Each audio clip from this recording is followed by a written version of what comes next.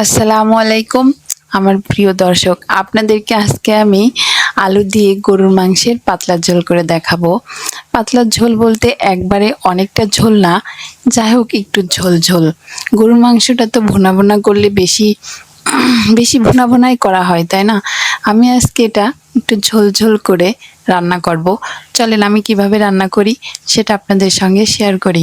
আমি এখানে কড়াইয়ে তেল দিয়ে দিলাম, দিয়ে আমি এখানে দিয়ে দিলাম পেঁয়াজ কুচি।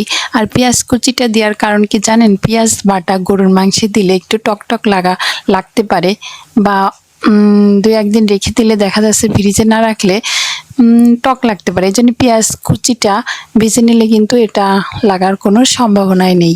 এখানে আমি দিয়ে দিলাম লবঙ্গ, দারচিনি আর তেজপাতা দিয়ে সুন্দর করে নেড়ে নিচ্ছি। এখন আমি আমার বাটা মশলাগুলো দিয়ে দেব। দিয়ে দিলাম রসুন বাটা, আদা বাটা দিয়ে একটু নেড়ে নিলাম। আর আমি কিন্তু শুকনা ঝালও বেটে নিছি। শুকনা ঝালটা বেটে না দিলে মনেই হয় না যে গরুর মাংস খাচ্ছি, তাই আমি দিয়ে দিলাম শুকনা ঝাল বাটা।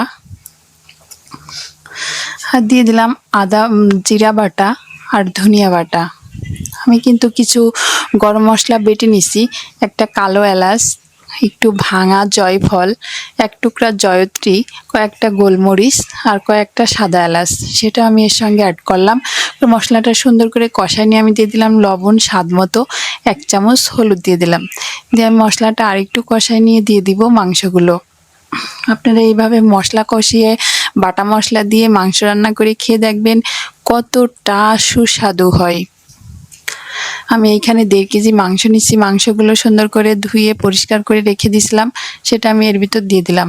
আমি আজকে এই মাংসটা কিন্তু আস্তে আস্তে কষায় কষায় রান্না করব, প্রেসারে দিব না, কড়াইয়ে আজকে রান্না করব। মাংসটা আমি সুন্দর করে কষায় নিচ্ছি।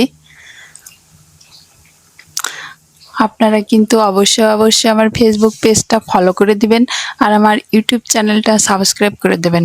আমার ভিডিওর নিচে বেশি বেশি লাইক কমেন্ট শেয়ার করবেন।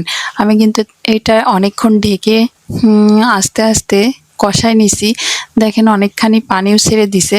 আমি আরেকটু কষায় নিয়ে এর ভিতরে ঝোলের পানি দিয়ে দিব। আমি কিন্তু অনেকক্ষণ এটা কষায় নিছি, বারবার ঢাকনাটা তুলে তুলে, ওটা আপনাদের দেখানো হয়নি। এখন আমি দিয়ে দিলাম ঝোলের পানি। মাংসটা কিন্তু আমার সিদ্ধ হয়ে গেছে প্রায়।